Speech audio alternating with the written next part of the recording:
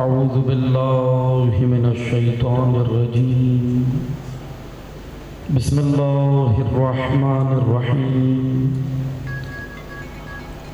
الحمدللہ رب العالمین الصلاة والسلام علی اشرف الانبیاء والمرسلین وخاتم النبیین سیدنا و مولانا علی رسولہ الکریم وأہل بیتہ الطیبین الطاہرین المعصومین المظلومین اما بعد فقال الامام حسین بن علی علیہ السلام فقد نزل بنا من الامر ما قد ترون وان الدنيا قد تغيرت وتنكرت وادبر معروفها ولم يبق منها الا صبابة كصبابة الاناء. درود پڑھیے محمد والے محمد پر.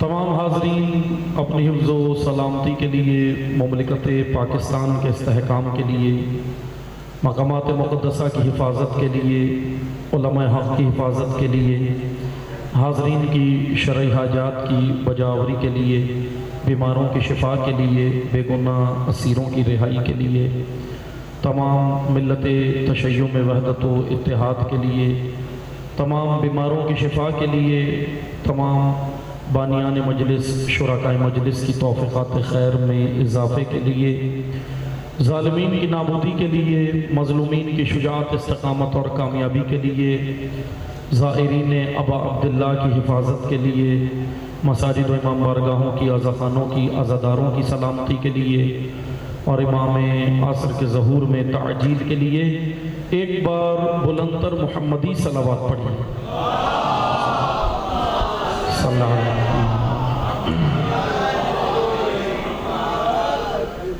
الحمدللہ خداوند تبارک و تعالیٰ کے شکر گزار ہیں.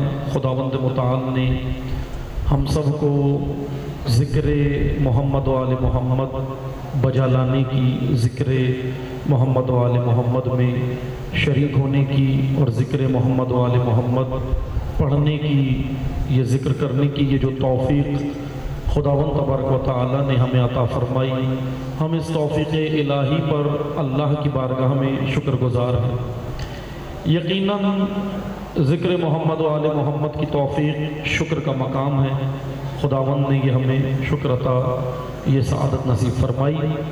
موضوع گفتگو الحمدللہ آپ کی خدمت میں ان مجالس میں گزشتہ جو عرض ہوا اور آج بھی اور انشاءاللہ جو باقی مجالس ہیں ان میں بھی عرض کرنا ہے، وہ قیام حسینی اور عزاداری یا عزاداری کے آداب و عزاداری کا مقصد.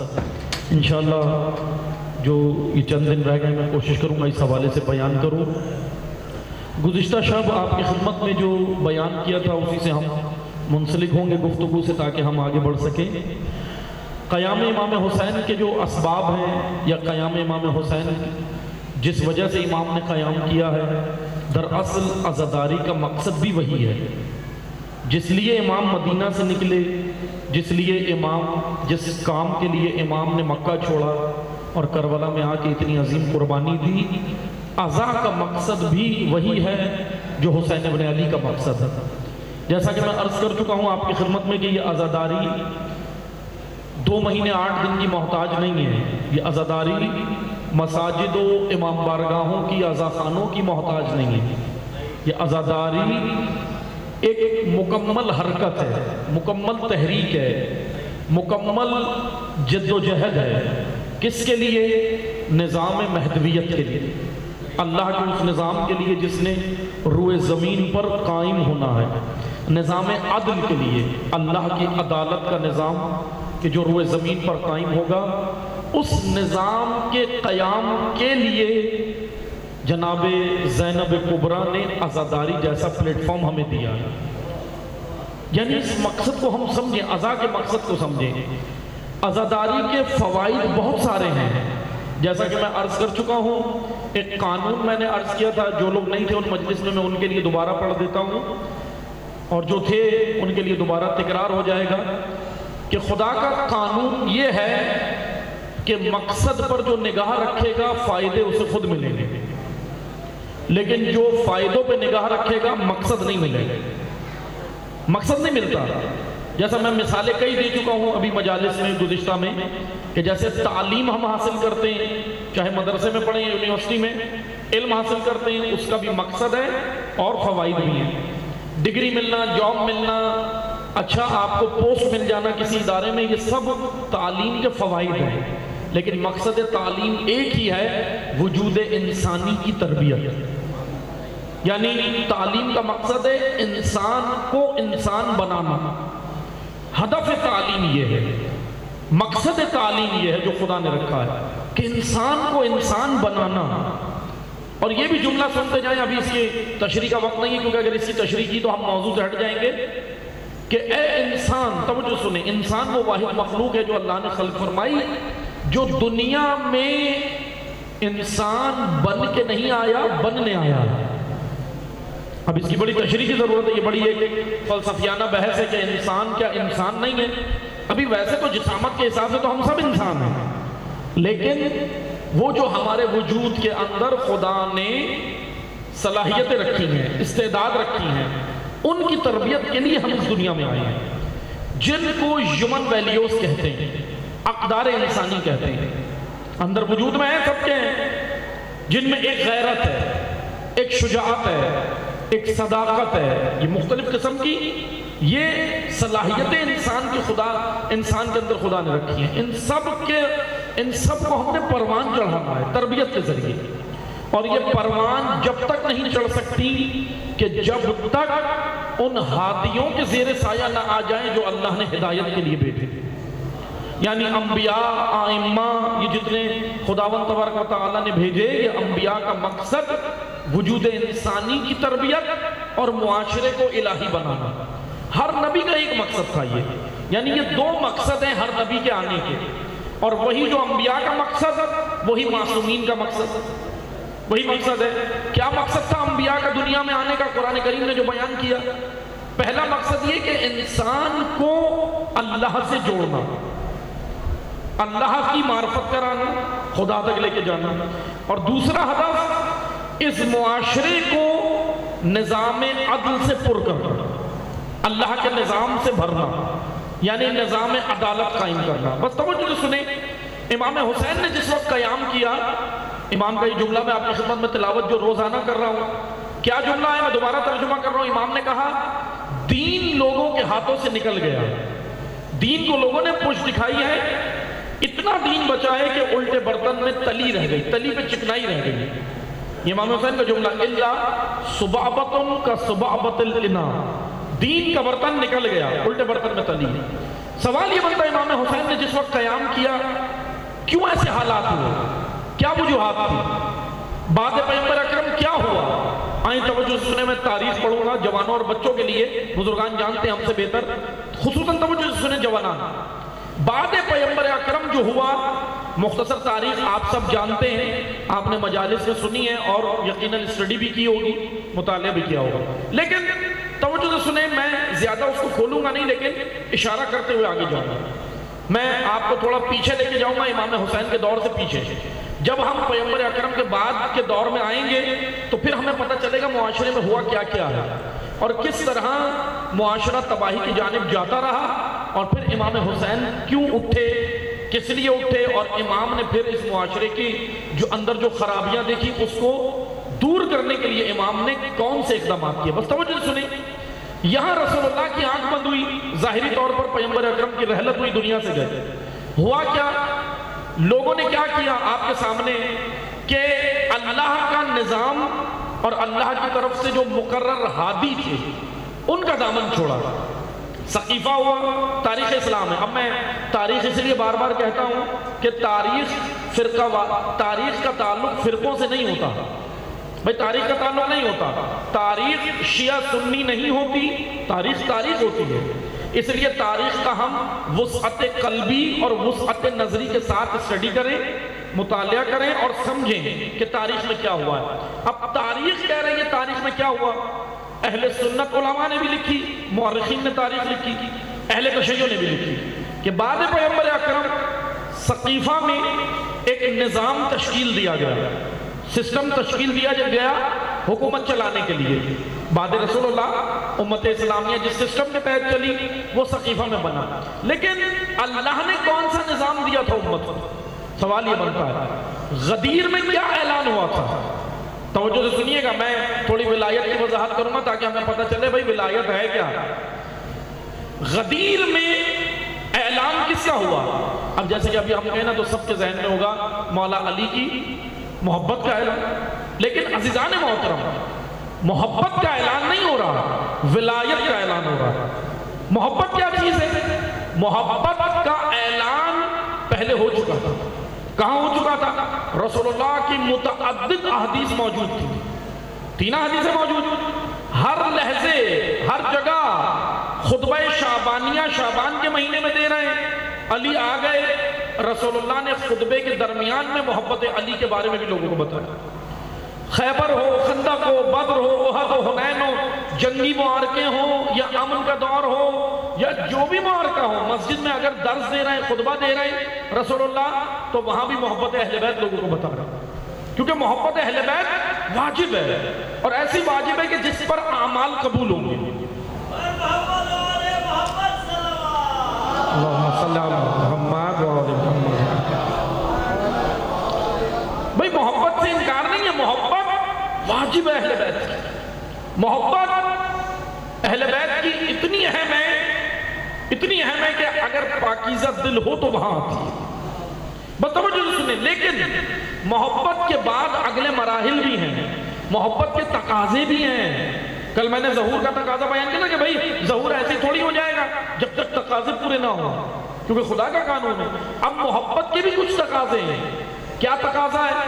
محبت کے تقاضے پورے ہوں گے تو انسان ولایت تک جاتا ہے۔ ولایت اگلا مرحلہ ہے، ولایت اوج ہے، عروج ہے، کمال ہے، لیکن اس کو ہم نے سمجھنا ہے ولایت کیا ہے۔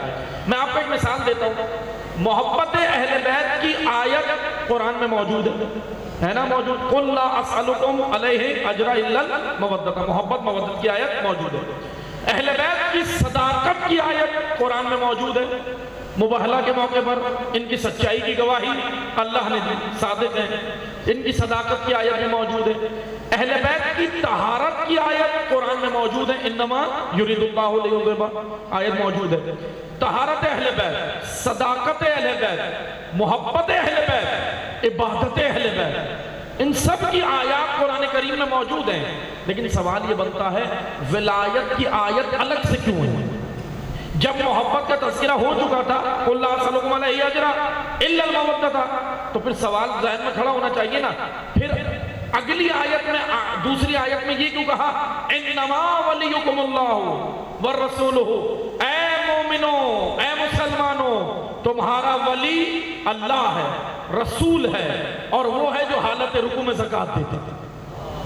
آیت کا ترجمہ یہ ہے نا سادہ سا۔ اب سوال یہ بنتا ہے ولایت کی آیت الگ نازل ہوئی، محبت کی الگ نازل ہوئی، تو اس کا مطلب ولایت محبت نہیں ہے، محبت سے بھی بڑھ کر، محبت سے بھی بڑھ کر کوئی چیز ہے۔ اب ہم نے یہی تو سمجھنی ہے ولایت۔ میں لفظ کی وضاحت کرتا ہوں توجہ سے سنیے گا۔ ولی، یہ جو ولایت کے معنی میں جب زمرے میں ولی آتا ہے نا، ولی کہتے ہیں مولا، ولی سے ہی مولا، ولایت کے سارے الفاظ اسی خاندان کے اسی زمرے سے نکلے۔ الفاظ اگر سمجھ آ گئے تو مسئلہ حل ہو جائے گا۔ مولا دوست کو نہیں کہتے، توجہ سے سنیے گا۔ ابھی جیسے بعض لوگ ترجمہ کرتے ہیں دوست، یہاں غدیر میں دوستی کا اعلان نہیں ہو رہا۔ یہ تھوڑی کہہ رہے رسول اللہ میں جس کا دوست ہوں علی بھی اس کا دوست ہے، نہیں، غدیر میں اعلان ہوا ہے ولایت۔ کہا من کنتو مولا، مولا، مولا کیا ہے؟ مولا یعنی حاکم، مولا یعنی سرپرست، مولا یعنی میرے امور میں مجھ سے زیادہ حق کے تصرف رکھنے والا، اس کو مولا کہتے ہیں۔ مولا میرے وجود پر، میرے گھر پر، میرے معاملات زندگی میں میرے اوپر حق کے تصرف رکھنے والا اللہ کی جانب سے اسے مولا کہتے ہیں۔ ولایت کس کو کہتے ہیں؟ ولایت سسٹم کو کہتے ہیں، آئین کو کہتے ہیں، قانون کو کہتے ہیں، کانسٹیٹیوشن کو کہتے ہیں، نظام کو کہتے ہیں، نظام زندگی کو کہتے ہیں۔ بس توجہ سے سنیں، محبت جب انسان کے دل میں محبت اہل بیت آئے، پاکیزہ دل ہے، جب یہ محبت آگے بڑھتی ہے، عشق بنتی ہے، اور اس عشق کو مودت کہتے ہیں، اور پھر یہ مودت علی کی پیروی کراتی ہے، اور وہ پیروی کر کے قانون علی پہ جو عمل کرے، اس قانون علی کو ولایت علی کہتے ہیں۔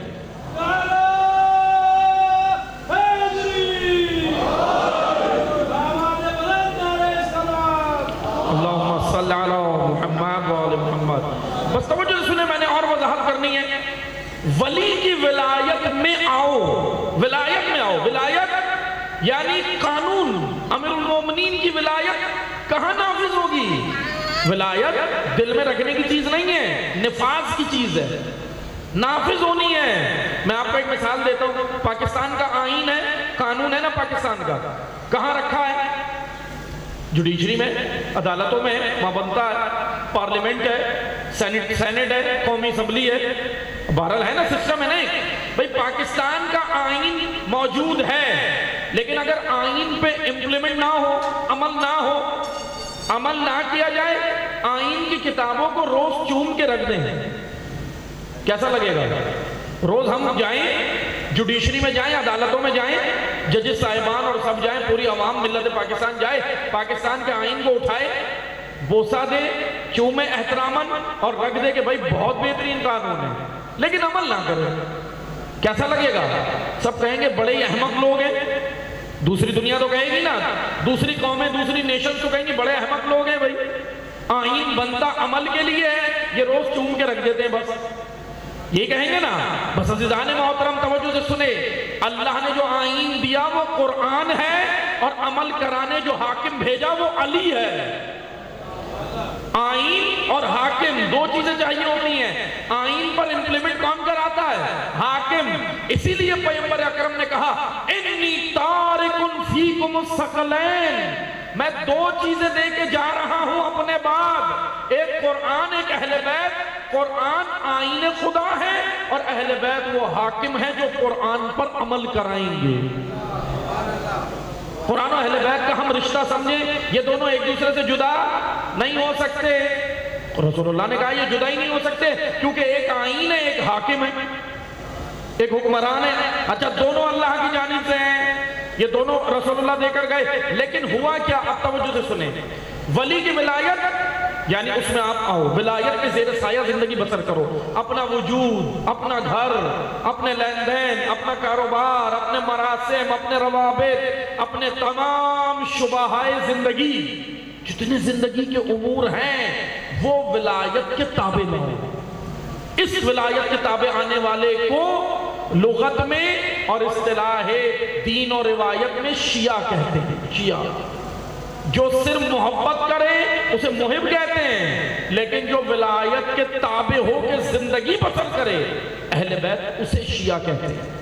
اب یہ تفریق میں نہیں کر رہا، کبھی آپ اترنے کے بعد مجھے مولانا صاحب آپ نے تو ہمیں کہہ دیا ہم شیعہ ہی نہیں ہیں، نہ میں نہیں کہہ رہا، الحمدللہ ہیں، عقائد میں ہیں، لیکن علامہ اقبال کہہ رہے تھے نا، ذرا نم ہو یہ مٹی بڑی زرخیز ساتھی، تھوڑی سی نمی کی ضرورت ہے، ورنہ زرخیزی تو ہے الحمدللہ۔ زرخیزی کیا ہے؟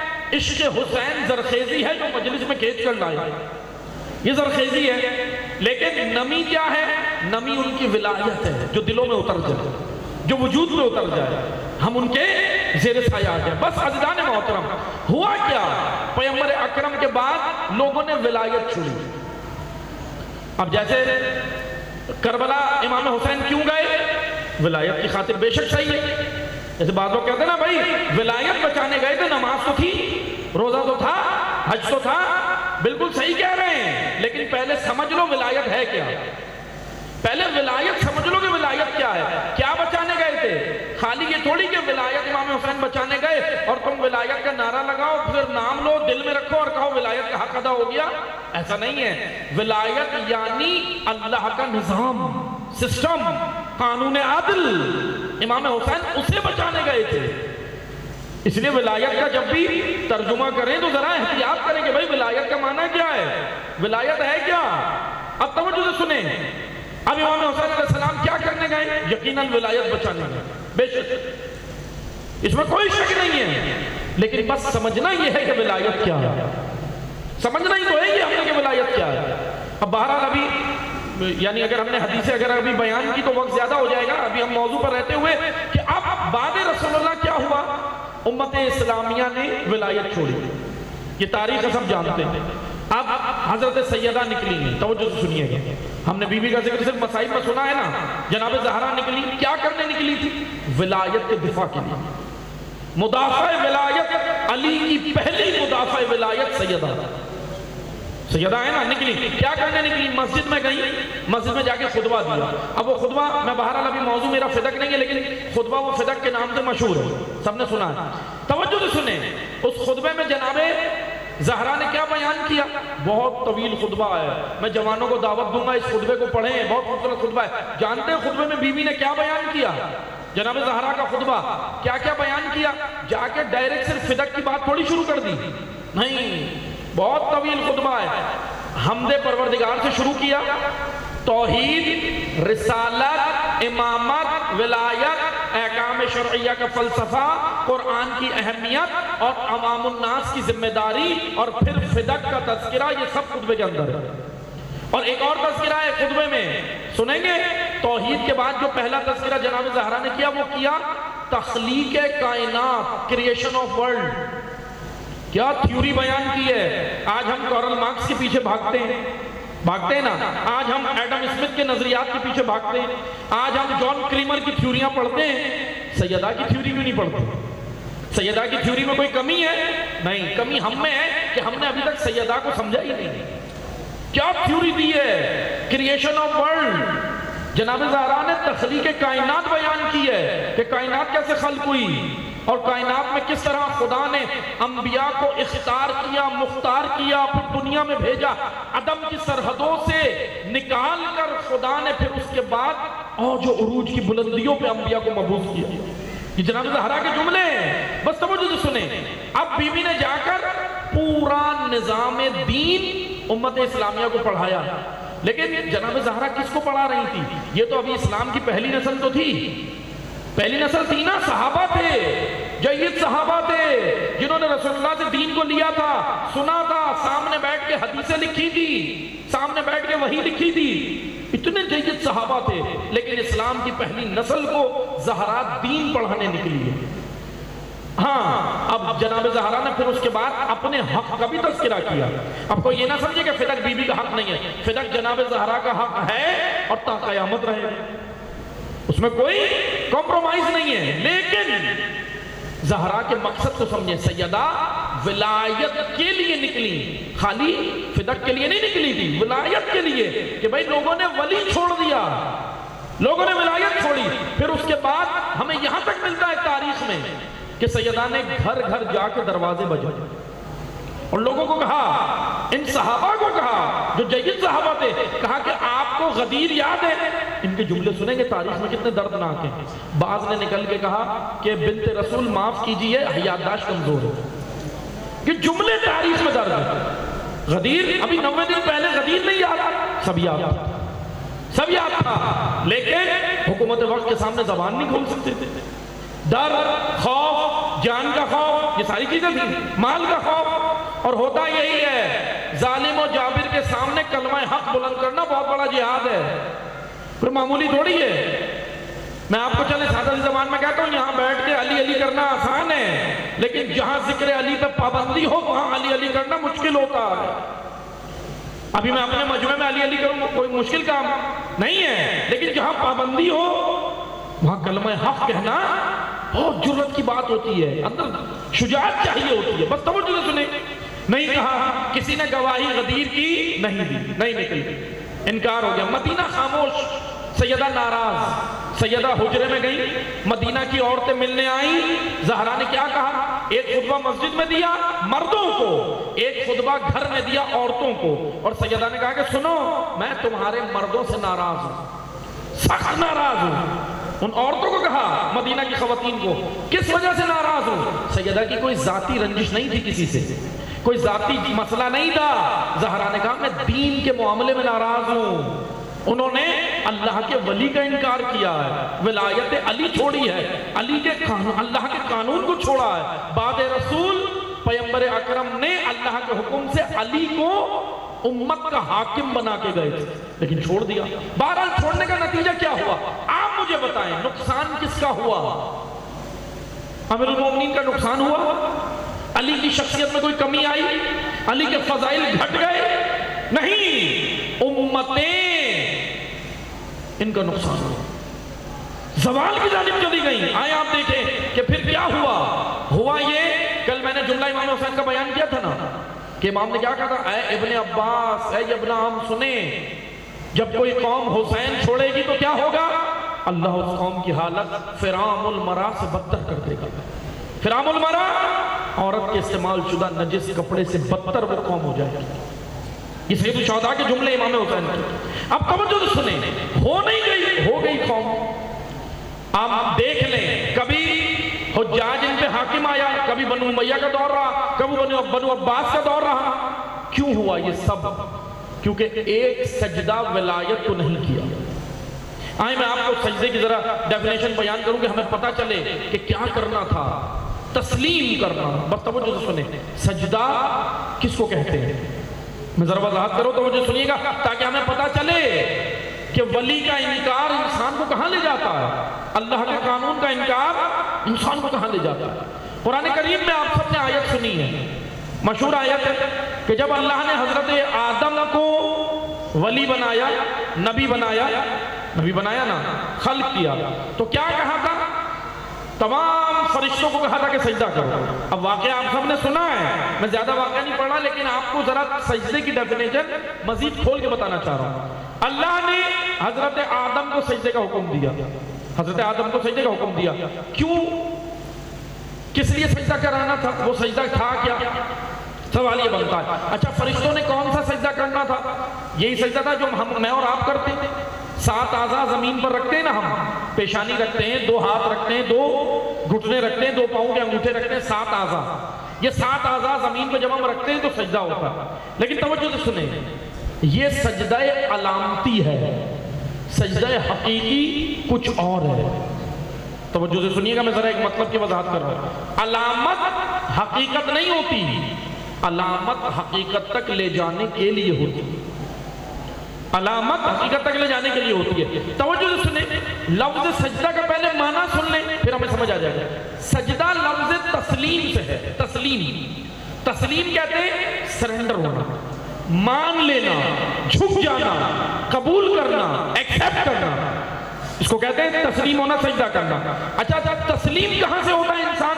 دل سے، قلب سے، مان لینے کے بعد. اور جب قلب سے تسلیم ہو جاتا ہے تو جبھی تو پیشانی بھی خاک پہ رکھتا ہے، جبھی رکھتا ہے نا پیشانی خاک پہ. لیکن توجہ سے سنیں، علامت اور حقیقت میں فرق میں ایک سادہ سی مثال کے ذریعے بیان کرتا ہوں، یہ جوانوں اور بچوں کے لیے. توجہ سنیں، علامت حقیقت نہیں ہوتی، حقیقت تک پہنچانے کے لیے ہوتی ہے. مثلا میں آپ کو مثال دیتا ہوں. ابھی آپ یہاں ایف بی ایریا بلاک 20 میں بیٹھے ہیں، ٹھیک ہے. آپ نے مثال کے طور پہ یہاں سے جانا ہے صدر، کراچی کے دوسرے علاقے میں جانا ہے صدر میں. اب آپ یہاں سے نکلے شارع پاکستان پہ، اپنی گاڑی لے کر چلے. شارع پاکستان پہ جیسے چلے تو آپ دیکھتے ہیں کہ بورڈز لگے ہوتے ہیں. وہ بورڈ علامتیں ہوتی ہیں. وہ بورڈ کیا لکھا ہوتا ہے؟ کسی بورڈ پہ لکھا ہے کہ بھائی یہ راستہ ناظم آباد جا رہا ہے، یہ راستہ فلاں جگہ جا رہا ہے، یہ راستہ صدر جا رہا ہے. ایسی بورڈ ہوتے ہیں نا. لیکن توجہ سے سنیں، آپ یہاں سے نکلے صدر کے لیے، صدر جانا آپ کا مقصد تھا. آپ یہاں سے نکلے بلاک 20 سے، انچولی سے، صدر جانا آپ کا مقصد تھا. آپ نکلے یہاں سے باہر شارع پاکستان پہ چلے، تھوڑا آگے گئے، مثلا لیاقت آباد پہنچے. لیاقت آباد پہ بورڈ لگا تھا صدر کا، اور وہ بورڈ علامت ہے، ایرو ہے، علامت ہے، اور وہ پتہ دے رہا تھا کہ صدر آگے. اب ہوا یہ کہ آپ اسی علامت کے نیچے کھڑے ہو گئے اور خوش بھی ہیں، اور آنے جانے والوں کو کہہ رہے ہیں میں صدر میں کھڑا ہوں، میں صدر پہنچ گیا. تو لوگ کیا کہیں گے؟ لوگ کہیں گے کہ نہیں بھائی ابھی آپ صدر نہیں پہنچے، بلکہ کہاں پہنچے؟ صدر کی علامت تک پہنچے. علامت، نشانی، ایرو، ابھی حقیقت تک نہیں پہنچے، ابھی سفر اور آگے جاری کرنا ہے۔ بس عزیزان محترم یہ مثال تھی مطلب کی جانب آئیں۔ یہ جو 5 ٹائم نماز کے لیے ہمیں بلا کے سجدہ خاک پہ کروایا، یہ علامتی سجدہ ہے کہ پیشانی خاک پہ رکھو، علامت تک پہنچے ہو۔ اب جب نماز پڑھ کے 5 منٹ کی نماز ہے، اتنی بڑی نہیں ہے، 5 منٹ کی نماز علامتی سجدہ ہے، جب کر کے معاشرے میں جاؤ تو نماز تمہیں برائی سے روکے، قانون الہی کے اندر آ گئے تو وہ حقیقی سجدہ ہے۔ عملی طور پر سجدہ باہر ہے، مسجد میں نہیں ہے۔ نماز میں جو ہم کر رہے ہیں وہ علامتی سجدہ ہے، حقیقی سجدہ عملی زندگی۔ میں جب کاروبار پہ جا رہا ہوں تو کس کے کاروبار پہ ہوں، کس کے اصولوں پر کاروبار کر رہا ہوں؟ اللہ کی حدود ہے نہیں ہے، جھوٹ پر کاروبار ہے، لیکن دکان میں بڑا بڑا لکھا ہے واللہ خیر الرازقین، کوئی تختی تو لگی ہے واللہ خیر الرازقین، ھذا من فضل ربی، گھر کے اوپر بہترین لکھ کے لگاتے نا، ھذا من فضل ربی، یہ میرے پروردگار کا فضل ہے۔ یا کیا لکھتے ہیں؟ عطائے زہرا، عطائے عباس، عطائے بی بی سکینہ۔ اور معذرت کے ساتھ پوچھا جائے بھائی پیسہ کون سا تھا، اس کا خیال نہیں، بس کہتا مولا کی عطا، خدا نہ خواستہ مولا کیا قانون الہی توڑ کر تمہیں عطا کر رہے ہیں۔ امیر المومنین کا ہم نے پہچانا ہی نہیں، اس لیے توجہ سے سنیں، پیسہ حلال و حرام مکس نہیں کرنا ہے۔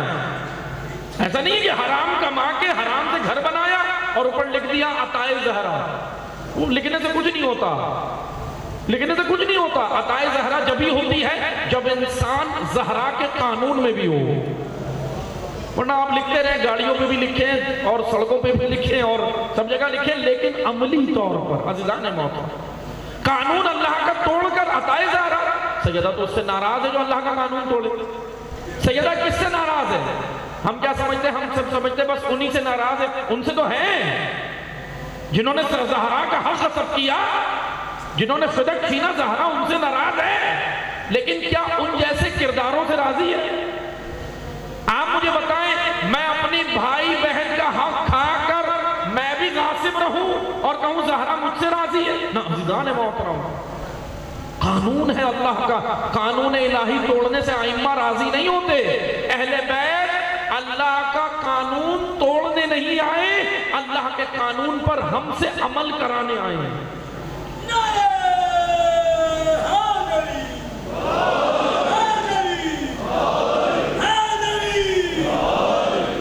اس لیے میں روایت سنا دیتا ہوں، توجہ سے سنیں۔ جابر بن عبداللہ انصاری راوی ہیں، حضرت امام محمد باقر علیہ السلام، اللہم صلی علی محمد و آل محمد۔ توجہ سے سنیں، بات آ گئی، یہ سنتے جائیں۔ امام باقر بیٹھے ہوئے ہیں، جابر بن عبداللہ انصاری بھی بیٹھے ہوئے ہیں، روایت نقل کرنے والے جعفر جوفی ہیں، راوی کا نام جعفر جوفی ہے۔ جعفر جوفی خدمت میں آئے امام باقر کی، امام جابر بن عبداللہ انصاری جن سے حدیث قصہ منسوب ہے، مشہور راوی ہیں، امام کی خدمت میں جابر بیٹھے تھے۔ جابر نے امام باقر سے شکایت کی لوگوں کی، یعنی ہم جیسوں کی، مجھ جیسوں کی شکایت کی، میں آپ کو نہیں کہتا، مجھ جیسوں کی شکایت کی۔ جابر نے امام باقر سے شکایت کی کہ مولا آپ کے چاہنے والے اللہ کی اطاعت کیے بغیر دعوی محبت علی کر رہے ہیں۔ یہ جابر نے شکایت کی امام باقر سے، آپ کے چاہنے والے اللہ کی اطاعت کے بغیر دعوی محبت علی کر رہے ہیں۔ امام باقر نے یہ روایت، امام باقر نے جو جملے کہے، جعفر جوفی نے وہ جملے نقل کیے۔ امام باقر نے کہا، اے جابر جاؤ جا کر ان کو کہہ دو اللہ کی اطاعت کے بغیر ہم اہل بیت سے دعوی محبت مت کرو، اللہ کی اطاعت کے بغیر ہم اہل بیت سے دعوی محبت مت کرو۔ اور پھر آگے جملہ سننے، اے جابر ان کو جا کر کہو ما منع براءۃ من النار، اگر کوئی اللہ کی اطاعت کے بغیر ہم تک آئے، ما منع براءۃ من النار، ہمارے پاس جہنم سے بچانے کے کے لیے اس کے لیے کوئی دستاویز نہیں ہے. میں نہیں کہہ رہا، امام باقر کہہ رہے ہیں بغیر اطاعت الہی کے تم دعویٰ محبت کرو نا. بس توجہ سے سنیں. اسی لیے سجدہ کہتے ہیں تسلیم ہونے کو، سرنڈر ہونے کو، قبول کرنے کو. اللہ نے حضرت آدم کو کیا بنایا تھا؟ نبی، ولی، سرپرست، حاکم امت. اور پھر کیا کہا؟ سجدہ کرو. فرشتوں کو کہا مانو، تسلیم کرو. تو فرشتوں نے سجدہ ایسے نہیں کرنا تھا جو ہم 7 اعضاء زمین پہ رکھتے ہیں. فرشتے کے تو 7 اعضاء ہیں نہیں. اب سوال یہ بنتا ہے فرشتے نے کرنا کیا تھا؟ فرشتے نے ایکسپٹ کرنا تھا، قبول کرنا تھا.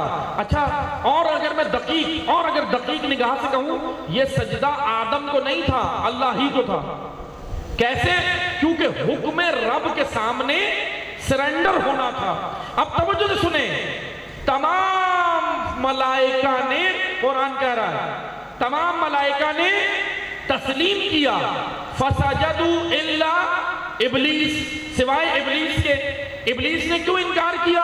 ابلیس نے اس لیے انکار کیا کہ ابلیس کے اندر تکبر تھا. کیا کہہ رہا تھا؟ میں آدم سے افضل ہوں. تکبر تھا. اس تکبر نے اسے ابلیس بنا دیا.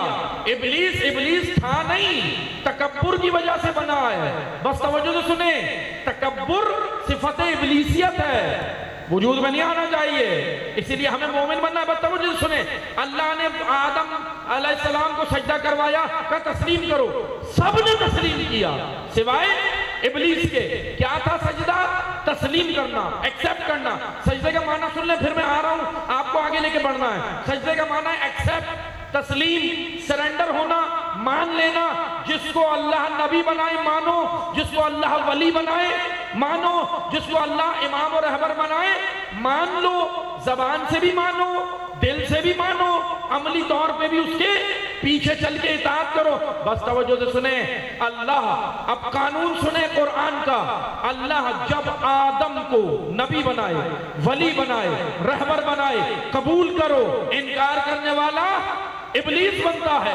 اللہ جب نوح کو نبی بنائے، ولی بنائے، قبول کرو. انکار کرنے والا ابلیس بنتا ہے. اللہ جب ابراہیم کو نبی بنائے، ولی بنائے، قبول کرو. انکار کرنے والا ابلیس بنتا ہے.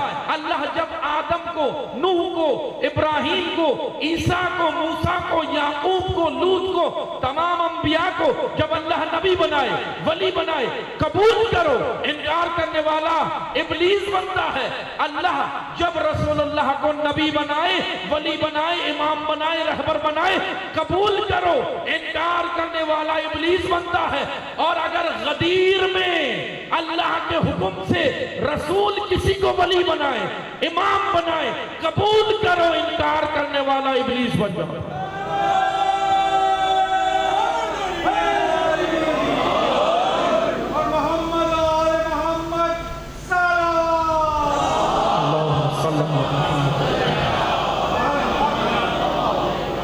یہ قانون ہے اللہ کا، اللہ نے بنایا ہے. اگر عوام نے بنایا ہو تو انکار کر دے، کوئی مسئلہ نہیں. اللہ نے نبی و ولی بنائے ہیں، اللہ نے امام بنائے، ان کو قبول کرنا. انکار کرنے سے کیا ہوگا؟ انکار کرنے سے خود قوم تباہ ہوتی. اور دیکھیں کیا ہوئی معاشرے کی حالت. کیا ہوئی معاشرے کی حالت؟ 25 سال بعد رسول، 11 ہجری سے لے کر امیر المومنین کے برسر اقتدار میں آنے تک، 35 ہجری تک، بیچ میں 25 سال کا عرصہ. 25 سال کیا ہوا؟ ایک اور قانون ہے اللہ کا، توجہ سے سنیے گا. جب قومیں پستی کی جانب جاتی ہیں نا، لیکن خدا بڑا کریم ہے، خدا یو ٹرن بھی دیتا ہے. یو ٹرن دیکھیں شاہراہوں کے اوپر، خدا یو ٹرن بھی دیتا ہے کہ ابھی بھی وقت ہے، گھوم کے آ جاؤ، واپس ٹریک پہ چڑھ جاؤ اگر ٹریک بھول گئے ہو. رسول اللہ کے بعد 25 سال بعد یو ٹرن پھر آیا. جب علی اقتدار میں آئے، امت کے لیے یو ٹرن آیا تھا کہ ابھی بھی آ جاؤ، نہیں آئے. پھر کیا ہوا؟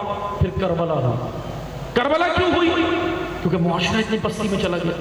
امام حسین علیہ السلام نے آ کر کیا کیا؟ اٹھایا. اب توجہ سنیں، میں ایک کردار آپ کو منفی بتاؤں گا، ایک مثبت. کیونکہ ہم نے پچھلی مجالس میں بھی بیان کیا نا کچھ کردار، کیونکہ کربلا کے جب تک کردار بیان نہیں ہوں گے ہمیں حقیقتاً عزا کا مقصد بھی سمجھ نہیں آئے گا کہ عزاداری کیا ہے۔ ایک بڑا کردار میں پڑھ چکا ہوں عبداللہ ابن زبیر، آج آپ کی خدمت میں پڑھنا ہے عبداللہ ابن عمر، یہ بڑا کردار۔ اب توجہ سنیے گا، ان کا واقعہ سنیں۔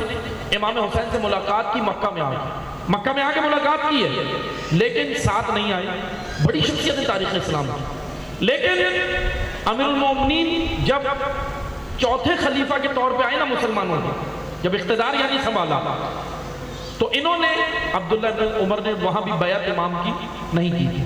اب میں دوبارہ حوالہ دے دوں کہ یہ تاریخ ہے، یہ شیعہ عقائد نہیں ہے، کبھی کوئی یہ سمجھے کہ شیعوں کے عقائد ہیں وہ یہ کہہ رہے ہیں، نہ ہم نہیں کہہ رہے ہیں، یہ تاریخ ہے، ہسٹری ہے۔ صاحب انصاب الاشراف نے بھی لکھا ہے، مروج الذہب میں ابو الفرج اصفہانی نے بھی لکھا ہے، امام نسائی نے بھی اپنی کتاب میں لکھا ہے، امام احمد ابن تاریخ ابن خلدون میں بھی لکھا ہے، اور اسی طرح جب ہم آگے بڑھتے ہیں تو کئی کتابوں کے اندر یہ ذکر ہوا، یہ تاریخ کی کتابوں میں، کہ جناب عبداللہ ابن عمر نے امیر المومنین کی بیعت نہیں کی، انکار کیا۔ بہرحال نہیں کی، کوئی مسئلہ نہیں، خاموش ہو گئے۔ اب جب امام حسین کا دور آیا تو اس میں بھی انہوں نے یعنی ایک ایسا راستہ نکالا کہ انہوں نے کہا کہ نہ یزید کی بیعت کرو اور نہ حسین کا ساتھ دو، درمیان والا راستہ۔ اب باقی میں انشاءاللہ یہ درمیان والا راستہ کل بھی پڑھوں گا آپ کی خدمت میں، کیونکہ کوفہ کا بھی یہی جرم تھا، کوفہ والے بھی درمیان والے راستے پہ چلے، تو میں انشاءاللہ کل بیان کروں گا کہ کوفہ میں کون کون لوگ تھے۔ اور ایک جو الزام تشیع پہ ڈالا جاتا ہے کہ شیعوں نے، کوفہ کے شیعوں نے امام حسین کو قتل کیا، سنا ہے نا آپ نے؟ انشاءاللہ ہم اس کا کل حوالہ دیں گے تاریخ سے کہ کون افراد تھے جو قتل کرنے آئے تھے، اور پھر کوفہ کے اندر ہم یہ بھی بیان کریں گے کہ کوفہ کے اندر کون کون افراد رہتے تھے۔ بس خالی یہ کہہ دیا جاتا ہے اور ہم بھی سن کے چلے جاتے ہیں، بس توجہ سے سنیں۔ اب ہوا یہ کہ مکہ میں آ کے انہوں نے امام حسین کو مشورہ دیا، امام نے انکار کر دیا، بات نہیں مانی، چلے گئے امام، کربلا ہو گئی۔ لیکن ہوا یہ کہ اس کے بعد بھی امام حسین کی شہادت کے بعد بھی یہ زندہ رہے اور چوتھے امام کی بھی بیعت نہیں کی۔ عبد المالک بن مروان کا دور آیا، یزید تو مر گیا، یزید دنیا سے چلا گیا، عبد المالک بن مروان کا دور آیا، اس کے اندر عراق کا گورنر عبد المالک بن مروان نے حجاج بن یوسف کو بنایا۔ جب حجاج گورنر بنا، یہ آئے، اب توجہ سے سنیں، عبرت دیکھیں، وہ جملہ ذہن میں رکھیں کہ عزتوں کا راستہ چھوڑنے کے بعد کیا ہوتا ہے، خدا پھر دنیا میں ہی ذلیل کر دیتا ہے۔ بھئی آخرت تو الگ ہے، خدا دنیا میں ہی دکھاتا ہے، ذلیل کر دیتا ہے۔ آئیں دیکھیں اتنی بڑی شخصیتیں تاریخ اسلام کی۔ اب انہوں نے نہ امیر المومنین کی بیعت کی، نہ امام حسن کی بیعت کی، نہ امام حسین کو امام مانا، اور نہ چوتھے امام کے دور میں ان کی بیعت۔ اب جیسے ہی حجاج ابن یوسف گورنر بنا، ان کے ذہن میں، کیونکہ اب یہ بوڑھے بھی ہو چکے تھے، کافی بوڑھے ہو چکے تھے اس دور میں، ان کے ذہن میں رسول اللہ کی حدیث آئی۔ اب رسول اللہ کی حدیث مشہور ہے، آپ سب نے سنی ہے، جو اپنے زمانے کے امام کی معرفت کے بغیر مرا جاہلیت کی موت مرا، حدیث ہے نا۔ شیعہ کتب میں یہ حدیث نقل ہوئی ہے اس طرح کہ جو زمانے کے امام کی معرفت کے بغیر مرا جاہلیت کی موت مرا۔ اہل سنت کی کتب میں یہ حدیث ایک جملے کے فرق کے ساتھ نقل ہوئی کہ جو زمانے کے امام کی بیعت کے بغیر مرا وہ جاہلیت کی موت مرا۔ اچھا، بیعت اور معرفت الگ الگ نہیں ہے، کیونکہ معرفت ہوگی تو بیعت بھی ہوگی، بس ایک جملے کے فرق کے ساتھ سے دونوں نے یہ حدیثیں نقل کی ہیں، شیعہ نے بھی اور اہل سنت نے بھی۔ لیکن توجہ سے سنیں، ان کے ذہن میں یہ حدیث آئی، کہنے لگے رسول اللہ نے تو کہا تھا جو اپنے زمانے کے امام کی بیعت کے بغیر مرا وہ جاہلیت کی موت مرا۔ انہوں نے سوچا کہ اب میں مرنے سے پہلے زمانے کے امام کی بیعت کر لوں۔ اب توجہ سنیے گا، یہ اٹھے، رات کی تاریکی میں ان کو خیال آیا، رات کی تاریکی میں، بوڑھے بھی بڑے ہو چکے تھے، یہ جانتے کہاں گئے، نہ امام سجاد کے پاس گئے، امیر المومنین کو تو نہیں مانا، نہ امام حسن کو، نہ امام حسین کو، امام سجاد کو بھی امام قبول نہیں کیا، یہ سیدھا گئے حجاج ابن یوسف کے دربار میں، حجاج کے دربار کی طرف گئے، اور جو غلام تھا اس کو کہا کہ بھائی میں ان سے ملنے آیا۔ اب غلام بھی ذرا جانتا تھا کیونکہ بڑی شخصیت، بزرگ بھی ہو گئے تھے۔ غلام نے کہا کہ آپ رات کو اس وقت آ گئے، خادم نے بولا آپ اس وقت آ گئے، صبح آ جائیے گا۔ انہوں نے بولا نہیں، مجھے آج رات کو ہی ملنا ہے، کیونکہ مجھے رسول اللہ کی حدیث یاد آ گئی، زمانے کے امام کی بیعت کے بغیر مرا تو جاہلیت کی موت مرا۔ اور مجھے حجاج کی بیعت کرنی ہے۔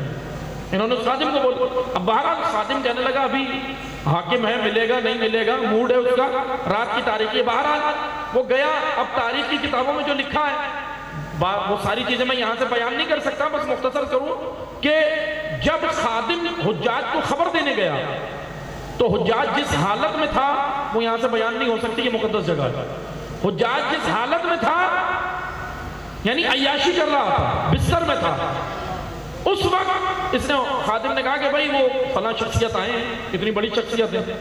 اس نے کہا کہ حجاج نے کہا ان سے کہو صبح آ جاؤ، تو انہوں نے کہا کہ نہیں وہ بضد ہے اور یہ کہہ رہے ہیں کہ مجھے آج ہی ملنا ہے اور بیعت کرنی ہے۔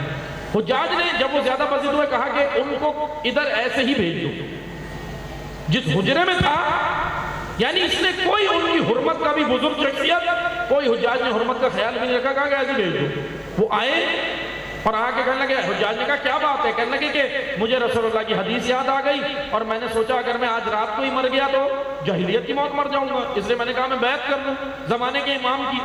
تو کہنے لگے کہ میں آپ کو امام مانتا ہوں، آپ اپنا ہاتھ دیں تو میں بیعت کر لوں۔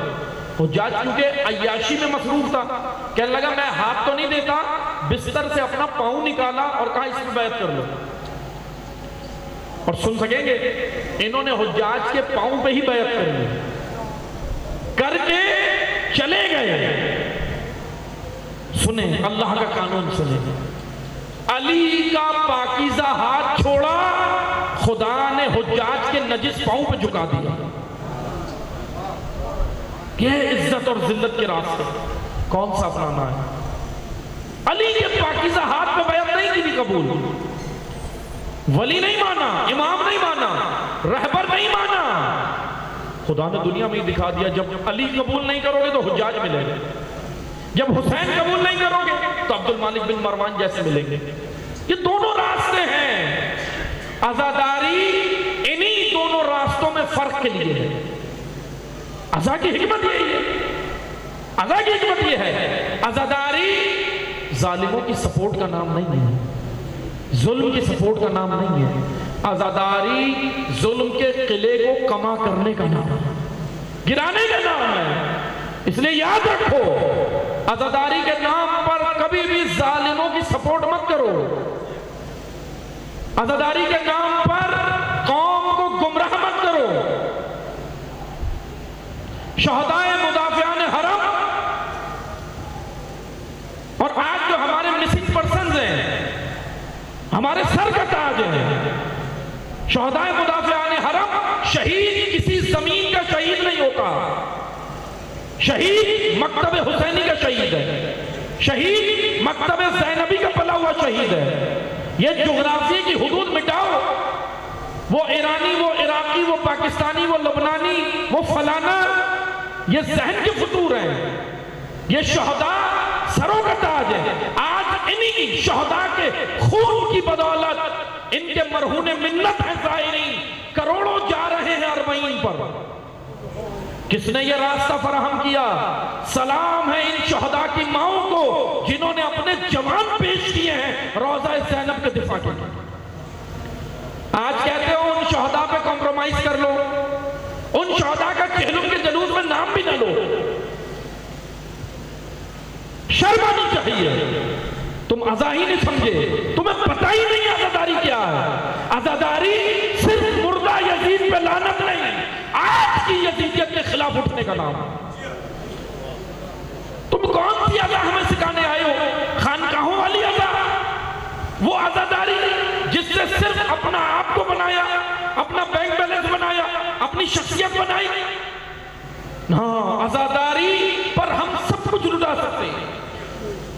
9 محرم، 10 محرم اور چہلم، اگر ادھر ہم ظلم کے خلاف بات کریں، بے گناہ اسیروں کی بات کریں تو یہ سیاست ہے، اس کو سیاست کہتے ہو؟ شرم آنی چاہیے۔ بنو امیہ کی گود میں بیٹھ کر بیان دینے سے باز آؤ۔ الحمدللہ قوم باشعور ہے، قوم جانتی ہے کون عزا سے مخلص ہے اور کون عزاداری کے غدار ہے، جانتے ہیں۔ اس لیے وہ وقت دور نہیں کہ جب تمہارے چہروں سے نقاب اتاری جائے گی۔ شہداء کے بارے میں زبان کھولنے سے پہلے اپنا کردار پہچانو خود کیا ہو. یہ شہداء ہمارے سروں کا تاج ہے. یہ شہید کسی زمین کا شہید نہیں ہے, یہ مکتب حسینی کربلا کا شہید ہے.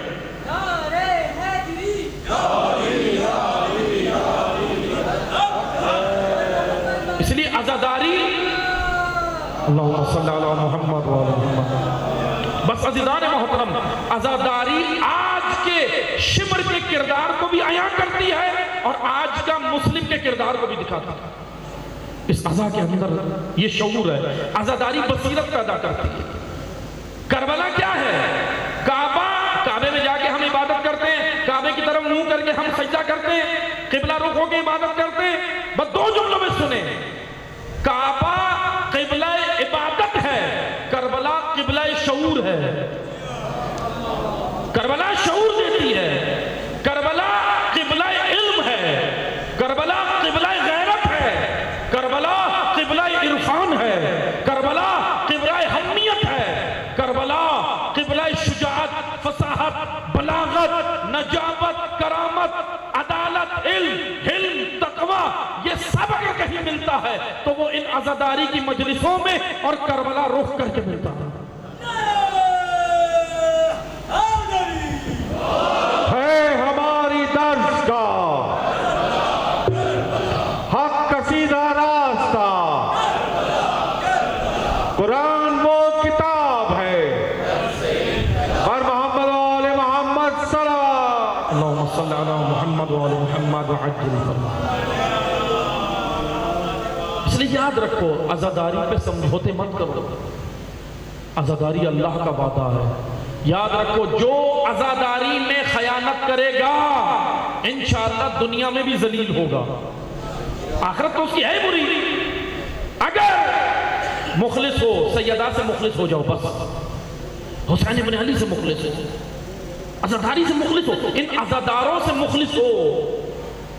اگر خیانت کی کوئی مسئلہ نہیں, میر جعفر, میر صادق, جتنے بھی کردار تھے, خیانت کی لیکن آج لعنت کے زمرے میں ڈلے ہوئے ہیں. اس لیے اپنے آپ کو نکالو, کہیں ایسا نہ ہو کہ ان عزا کے بارے میں خیانت نہیں کرنا قوم سے. عزاداری کی حرمت کو پہچانو. عزاداری نجات دیتی ہے قوموں کو. عزاداری, میں حکومت وقت سے بھی یہ پیغام دینا چاہوں گا کہ یاد رکھیں, عزاداری کسی فرقے کے خلاف نہیں ہے. عزاداری اسلام کی سربلندی کے لیے نبی کی نواسی نے یہ پلیٹ فارم دیا. عزاداری اسلام کی سربلندی کے لیے ہے.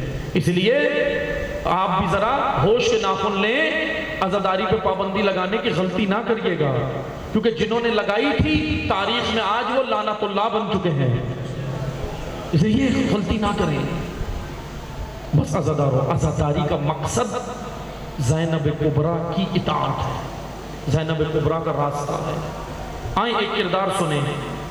یہ کردار تو آپ نے منفی سنا نا, ذلت کی راہ پہ چلا, ذلت قبول کر لی. ایک کردار کربلا کا ایسا ہے, عزت کا راستہ قبول کر لیا. لیکن شجرہ سنیں گے کیا ہے, بڑا عجیب بات ہے. بصرہ کا رہنے والا, نام زہیر ابن قین ہے. زہیر ابن قین تیسرے خلیفہ حضرت عثمان کے خاندان سے ہیں. خاندان وہاں تھا لیکن دل بڑا پاکیزہ تھا, حسینی بن گیا. حسینی بنا دیتے ہیں, جیسے حر کو بنایا نا ایسی بنا دیا. زہیر کون تھے, توجہ سے سنیے گا. زہیر اپنے دور کے بڑے بزنس مین ہیں, تاجر, بصرہ کے رہنے والے. امام حسین سے ملنا نہیں چاہتے تھے. توجہ سے سنیے گا, ذرا یہ کردار پڑھ دوں. باقی انشاءاللہ کل میں کوفہ بھی پڑھوں گا آپ کی خدمت میں, اور کوفہ پڑھوں گا تو آپ کو یہ آج کے خیانتکار خود ہی نظر آ جائیں گے. جتنے بھی آج یہ خیانتکار قوموں کے اندر گھسے ہوئے ہیں یہ خود عیاں ہو جائیں اگر کوفہ کھل جائے, کیونکہ یہ آج کا مسئلہ نہیں ہے, 1400 سال سے یہ ہو رہا ہے. بس توجہ سے سنیں. زہیر ابن قین کون سا کردار ہے یہ ذرا پروپیگنڈے کا شکار تھے پہلے, کیونکہ بصرہ میں مولا علی کے بارے میں پروپیگنڈا ہوا تھا, جیسے شام میں ہوا تھا ایسی بصرہ میں بھی ہوا تھا. تھوڑا سا ان کے ذہن میں کنفیوژن تھی, امام حسین سے ملنا نہیں چاہ رہے تھے. اب راستے کی ملاقات سنیے گا. راستے میں ملاقات ہوئی, یہ اپنا کاروان تجارت لے کر جا رہے تھے. امام حسین کربلا کی جانب جا رہے تھے. ان کے خیمے راستے میں لگے ہوئے تھے، کیونکہ تاجر تھے، بزنس مین تھے، ان کا اپنا تجارت کے لوگ ان کے ساتھ تھے، اور ان کی زوجہ بھی ساتھ تھی، زہیر بن قین کی۔ اب امام حسین جب جا رہے تھے تو امام نے راستے میں جب کاروان اپنا روکا تو حضرت ابو الفضل کو کہا کہ معلوم کروائیں یہ قریب میں خیمے کس کے ہیں۔ خادم گیا، معلومات کی تو پتہ چلا، اس نے آ کے خبر دی کہ مولا زہیر ابن قین نام بتاتا ہے، بصرہ کا رہنے والا۔ عزیزو سننا، حسین کتنے سخی ہیں۔ حسین نے کہا جا کر کہو زہیر کو فرزند رسول نے بلایا۔ اجرکم اللہ، زہیر کے یہ فضائل بھی یہی ہیں، مسائل بھی یہی ہیں۔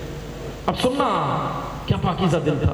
امام نے کہا جا کے کہو زہیر کو فرزند رسول نے بلایا۔ گئے جا کے خبر دی۔ اب روایت سننا جو روایت میں لکھا، زہیر کھانا کھانے بیٹھے تھے، زوجہ بھی ساتھ تھی، اسی خیمے میں کھانا کھانے بیٹھے تھے، نوالا ہاتھ میں اٹھایا تھا۔ خادم نے آ کے خبر دی اے زہیر فرزند زہرا نے بلایا۔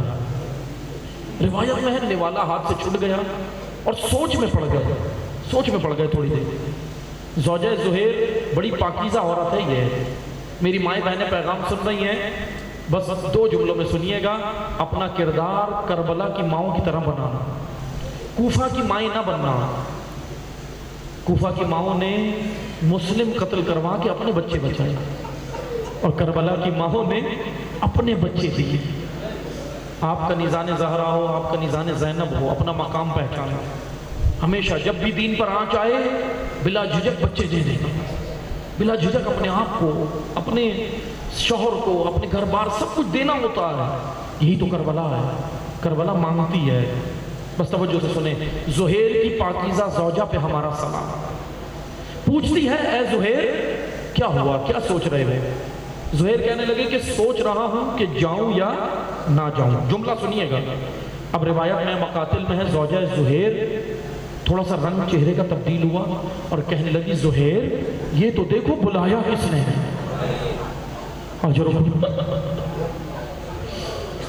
زہیر یہ تو دیکھو بلایا کس نے ہے۔ اجرکم اللہ، اس طرح گریہ کرنا جیسے بوڑھی ماں جوان بیٹے پہ کرتی۔ ایک دن بعد 40 ہے۔ عزادارو، علی کی بیٹی جب روتی تھی نا، لعین تازیانے برساتے تھے، رونے پہ پابندی تھی۔ آپ کے رونے پہ تو نہیں ہے نا پابندی، آپ کے رونے پہ تو نہیں، دل کھول کے پرسا دینا۔ 40 ہے، حسینی 40 ہے۔ اجرکم اللہ، بس سننا، زوجہ زہیر نے کہا ہے زہیر دیکھو تو بلایا کس نے، سوچ رہے ہو جاؤ، فورس کیا، دباؤ ڈالا۔ کتنی پاکیزہ زوجہ ہے، کتنی پاکیزہ عورت ہے زوجہ زہیر۔ بھیجا، زہیر آئے، زہیر کی ملاقات امام حسین سے ہوئی۔ سننا عزادارو، سننا، ملاقات خیمے کے اندر ہوئی، لیکن خیمے میں کیا بات چیت ہوئی یہ نہیں ہے مقاتل میں، یہ روایت میں نہیں ہے، کیونکہ راوی کہتا ہے خیمے سے باہر تھا۔ راوی کہتا ہے کہ بس زہیر خیمے میں گئے، میں نے جاتے ہوئے دیکھا، لیکن جب واپس آئے زہیر کے چہرے کی رنگت بدل گئی تھی۔ راوی بس کہتا ہے کہ اتنا ہوا، نہیں معلوم امام حسین اور زہیر کی کیا بات ہے۔ کہہ رہے جب واپس آیا نا رنگت بدل گئی، زہیر مسکرا رہے تھے، اور راوی کہتا ہے ایسا لگتا تھا جیسے کھوئی ہوئی چیز زہیر کو مل جاتا۔ عزادارو، زائرین جا رہے ہیں، اے حسین کتنے سخی ہو، روتے ہوئے دعا کرنا عزادارو کہ اے حسین مجھے بھی موقع دینا اپنے لشکر میں شامل ہونے کا، ہمارے دل کو بھی زہیر جیسا دل بنا دے۔ بس عزادارو، زہیر واپس آئے۔ اب سننا ایک اور منظر سننا، واپس زوجہ کے اپنی زوجہ کے خیمے میں آئے اور آ کر کہتے ہیں اے زوجہ میں نے تجھے آزاد کیا، مجھے میرا امام مل گیا۔ ابھی تو وہ زہیر ملنا نہیں چاہ رہا تھا۔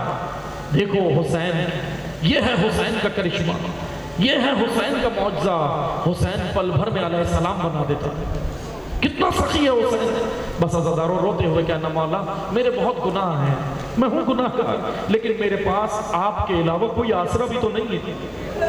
کیا آسرا ہے؟ میرے اعمال تو اس قابل نہیں ہے پروردگارا، اے رب حسین میرے اعمال تو اس قابل نہیں ہے کہ تو اعمال کے عوض مجھے جنت بھیجے، اعمال کے عوض مجھے قبول کرے، لیکن میرے پاس وسیلہ حسین ہے، میرے پاس وسیلہ زینب ہے۔ اے رب حسین تو یہ وسیلے تو قبول کرتا ہے، بس عزادارو دو جملے سننا۔ زہیر آئے، کہنے لگے زوجہ میں نے تجھے آزاد کیا اور یہ کاروان تجارت بھی تیرے حوالے، میں نے چھوڑ دیا سب، مجھے میرا امام مل گیا، چھوڑ دیا کاروبار۔ یاد ہے عبداللہ ابن متی کہہ رہا تھا کاروبار ہے نہیں آ سکتا، اور سلام ہے زہیر پر، سلام ہے زہیر پر۔ عبداللہ ابن متی کا شجرہ بہت اعلیٰ تھا، نہیں آیا، زہیر کا شجرہ اعلیٰ بھی نہیں تھا، آ گیا۔ کردار دیکھو، آ گیا زہیر۔ اب عزادارو سننا، زہیر جب خیمے سے نکلنے لگے نا زوجہ، اب سننا منظر، زوجہ زہیر رونے لگے، لیکن یہ اس لیے نہیں رو رہی تھی کہ شوہر کو روکے، لیکن ایک فطری محبت بھی تو تھی نا، فطری محبت بھی تو تھی، رونے لگی اور رو کے کہتی ہے زہیر میں آپ کو روکوں گی نہیں، میں کبھی نہیں روکوں گی، آپ جاؤ نصرت حسین کے لیے، لیکن میری دو خواہشات ہیں، میری دو آرزویں ہیں۔ اے زہیر اگر وہ پوری کر دینا۔ کہا بی بی بتا کیا آرزو ہے، جلدی بتا مجھے جانا ہے۔ زوجہ زہیر نے کہا کہ سن اے زہیر، مجھے معلوم ہے کہ حسین بھی شہید ہو جائیں گے، عباس بھی شہید ہو جائیں گے، تم بھی شہید ہو جاؤ گے، حالات مجھے بتا رہے ہیں کہ یزید کا لشکر حسین کے پیچھے ہے اور تم سب شہید ہو جاؤ گے، قتل کر دیے جاؤ گے۔ اے زہیر دیکھ جب زہرا کی بارگاہ میں جا تو کنیز کی سفارش کرنا۔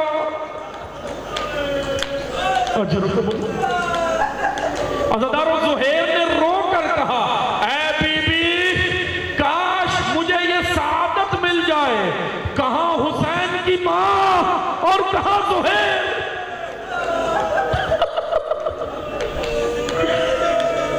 اجرکم اللہ۔ بس عزادارو ایک خواہش یہ تھی، کہا اے زہیر میری ایک اور خواہش ہے۔ کہا بتا بی بی دوسری خواہش کیا ہے؟ کہا دوسری خواہش یہ ہے کہ اے زہیر سن، مجھے پتا ہے سب شہید ہو جاؤ گے، حسین بھی، عباس بھی، علی اکبر بھی، تم بھی، لیکن اے زہیر سنو، حسین تو امیر کا بیٹا ہے، کلیجہ تھام کے سننا، حسین تو امیر کا بیٹا ہے، عباس تو امیر کا بیٹا ہے، علی اکبر تو حسین کا بیٹا ہے، ان کو تو سب جانتے ہیں، دیکھو انہیں تو کفن مل جائے گا۔ اے زہیر تجھے کون جانتا ہے، مجھے اتنی اجازت دے جب تو شہید ہو جائے نا تو میں ایک کفن بھجوا سکوں، ایک کفن بھجوا سکوں۔ بتعدارو سننا، آخری جملے سننا، زوجہ زہیر سے زہیر نے کہا بی بی تجھے اجازت ہے، بس اب مجھے جانے دے۔ عزادارو زہیر چلا گیا، کاروبار چھوڑ دیا، زوجہ کو بھی الوداع کہا، کاروان حسینی میں شامل ہو گیا۔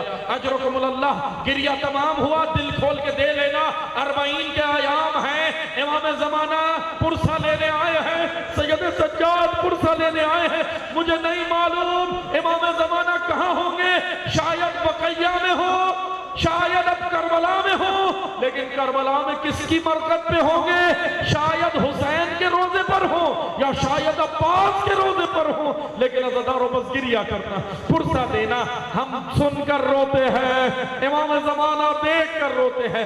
زوجہ زہیر نے زوجہ زہیر کو اجازت دی، زہیر چل دیے۔ عاشور کا دن آ گیا، سننا عزادارو کلیجہ تھام کے سننا، عاشور کا دن آ گیا، سب شہید ہو گئے، حسین بھی شہید ہو گئے، زہیر بھی شہید ہو گئے، کاروان حسینی اسیر ہو کے کربلا سے چلا گیا، اسیر ہو کے کوفہ و شام چلا گیا۔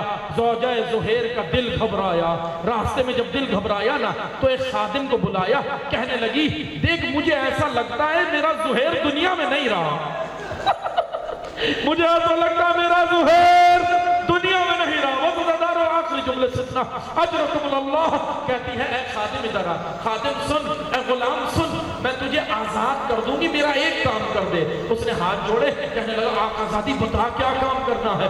کہا میں ایک کفن دیتی ہوں، یہ کفن لے جا۔ اللہ اکبر، کلیجہ تھام کے سننا۔ کہا کہاں جاؤں؟ کہا میں تجھے راستہ بھی بتاتی ہوں، سرزمین کربلا جا، کربلا کربلا کربلا جا۔ کہا جا اور سن میں علامت بھی بتاتی ہوں۔ عزادارو کلیجہ تھام کے سننا، زوجہ زہیر نے غلام سے کہا کہ سن کفن میرے پاس ایک ہے، یہ لے جا، کربلا جا، اور سن دیکھ سب کو کفن مل گئے ہوں گے، ایک اکیلا میرا زہیر ہوگا، اکیلا بے گور و کفن میرا زہیر ہوگا، یہ کفن اس کو ڈال دینا، بس میں تجھے آزاد کر دوں گی۔ عزادارو سننا، خادم گیا، کفن لیا، سرزمین کربلا گیا، مجھے نہیں معلوم کیا دیکھا، میں بیان نہیں کر سکتا، بہت سخت مرحلہ تھا، سرزمین सरजमीन नवानीस पर, सरजमीन करबला पर। खादिम करबला गया, वापस आया, अब मुझे नहीं पता क्या देखा, ज़ौजा ज़ुहैर के खेमे के बाहर सर झुका के बैठ गया, कफन गोद में रख लिया।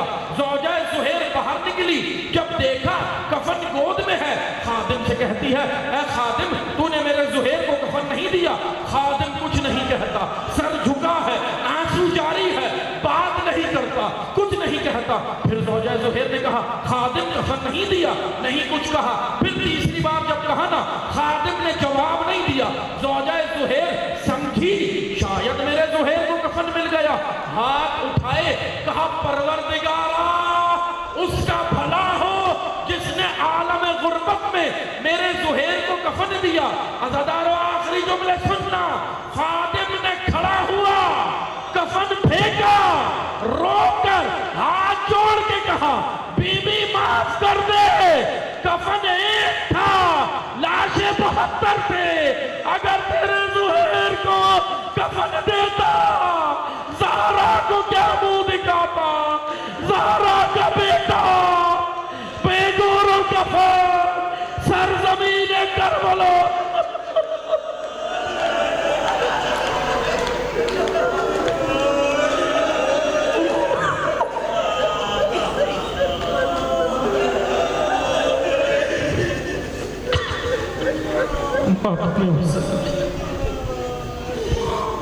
अंजुमन ज़ुल्फ़िकार हैदरी मुल्तमस